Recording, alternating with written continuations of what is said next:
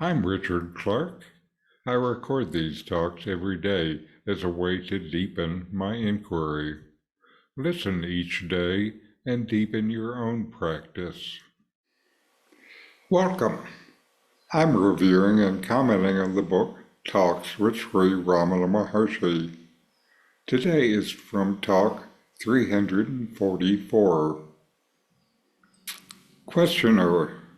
Vichara Sagara relates 4 obstacles to self-realization. Maharshi, why only 4? Some say there are 9. Sleep is one of them. What is sleep? It's only the obverse of waking. It cannot be independent of waking. Sleep is unalloyed self. Do not think you are awake. Sleep cannot be, nor the 3 states either. Only forgetting the self you say you dreamt. Can anything exist in the absence of the self? Why do you leave it out and hold the non-self? As the mind tends to go out, turn it inwards, then and there. It goes out owing to the habit of looking for habit outside oneself. But the knowledge that the external objects are not the cause of happiness will keep it in check. This is vairagya, or dispassion. Only after perfect vairagya, the mind becomes steady. The mind is only a mixture of knowledge and ignorance, or of sleep and waking. It functions in 5 ways. Chitta active, mudha dull, vikshita distracted, kayasa latent, and ekagraya one-pointed. Of these, kayasha is only the latency of tendencies and not the tendencies themselves, such as attachment, repulsion, etc. Yourself being ananda, bliss, why should you enjoy it saying, "Ah, how blissful"? This is rasavada. During the marriage ceremonies, a virgin feels happy as a bride without experiencing the embrace of the man. This is rasasvada. In this dialogue, a disciple begins by referencing the Vichara Sagara. Vichara Sagara is a detailed exposition of Advaita Vedanta composed in the late 19th century. It identifies 4 obstacles to self-realization: ignorance, attachment, aversion, and egoism.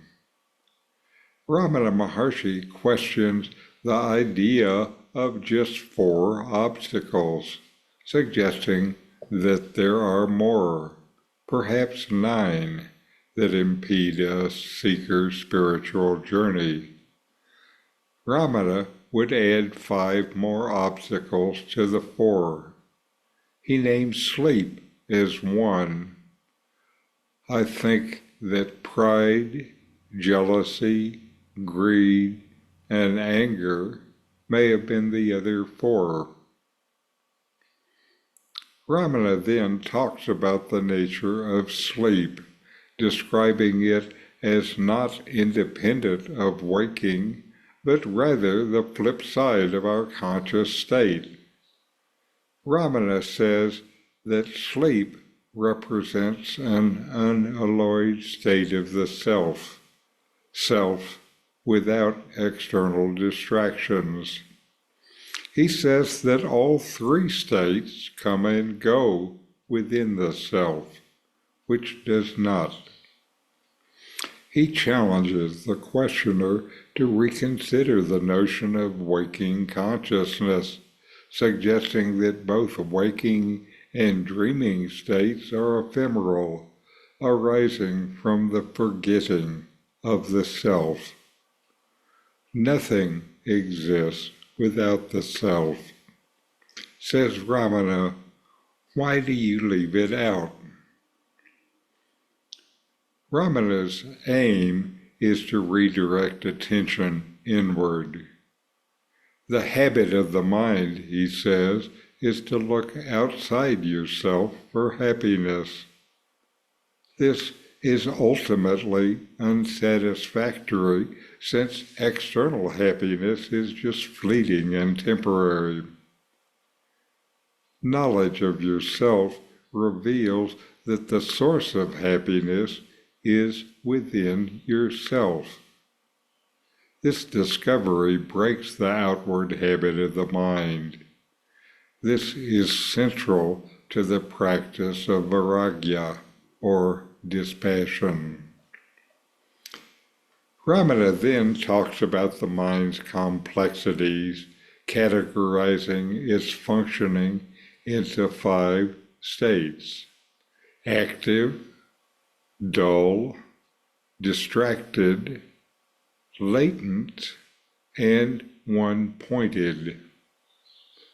This breakdown illustrates the challenges of mastering the mind, highlighting the need to stabilize it through ongoing spiritual practice with self-awareness and discrimination.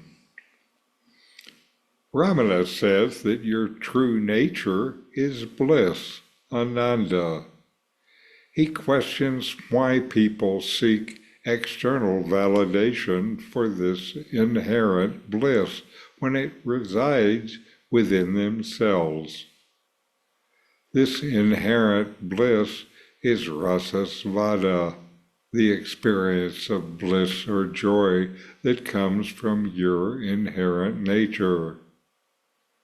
Ramana likens rasasvada to the joy felt by a bride during wedding ceremonies, independent of any physical embrace, a state of pure experiential bliss.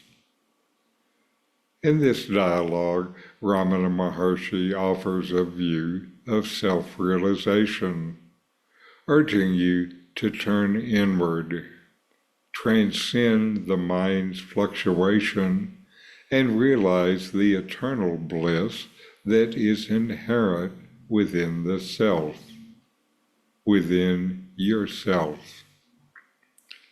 This narrative expresses the essence of Ramana Maharshi's teachings, emphasizing self-inquiry, dispassion, and the profound recognition of your true nature. So, inquire, know yourself, and be always free and at peace. The book, Who Am I with Comments, is my take on these early teachings of Ramana Maharshi. It's available on Amazon, free to Kindle subscribers. A link is in the video notes. These videos bring Ramana's teachings into your direct experience. Click subscribe to see more. Click thumbs up to like, and send questions and start a dialogue with a comment.